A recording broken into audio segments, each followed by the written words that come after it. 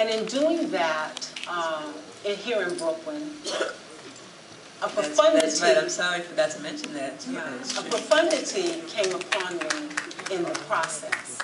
Mark and I were talking about it earlier, just in terms of just understanding the nature of our people.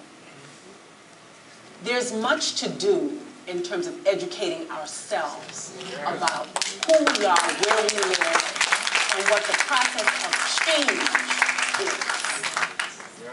If in fact you want to be someplace different than where we were 20 years ago, you have eldership in this room, people who made sacrifices to bring this industry to the point that it is now.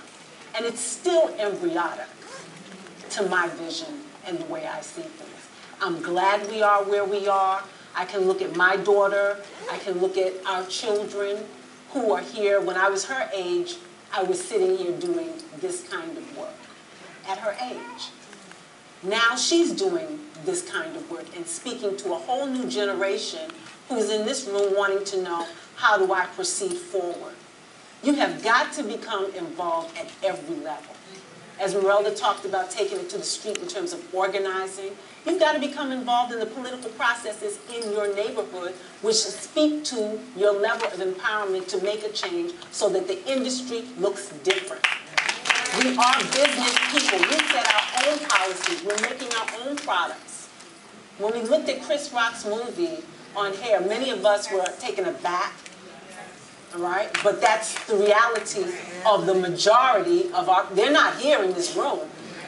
And if we double the amount of people who came last year to this year, all these seats are not filled. So next year, God willing, we'll be someplace 3 times this size.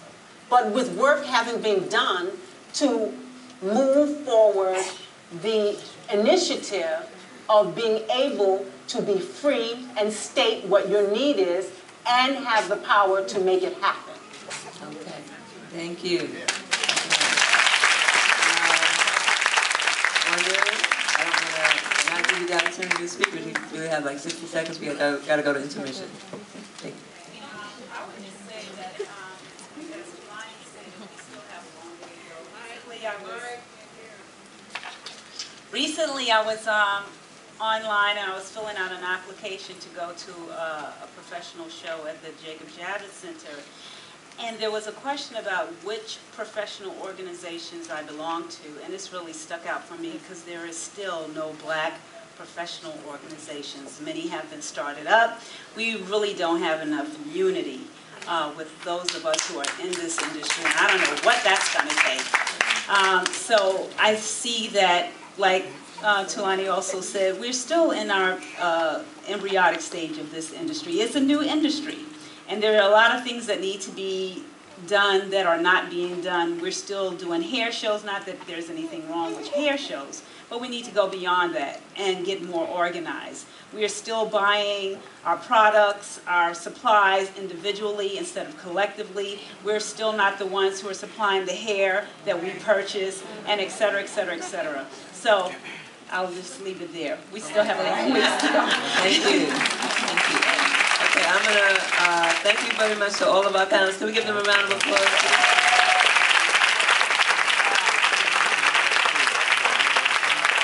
I'm going to bring our wonderful MC back out. She's just going to talk to you very quickly because we're about to go to intermission, and I hope you can stay. Sure.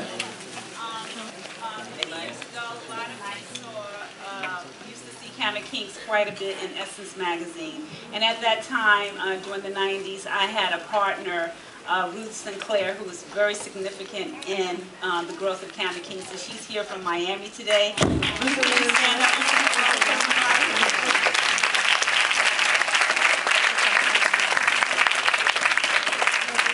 okay, all right. Hi, Ruth. I was told because of the time factor, we're not going to have our MC. We're going to go straight to intermission. Our intermission is going to be down to about 10 minutes, which earlier was going to be longer. But I hope you can stay because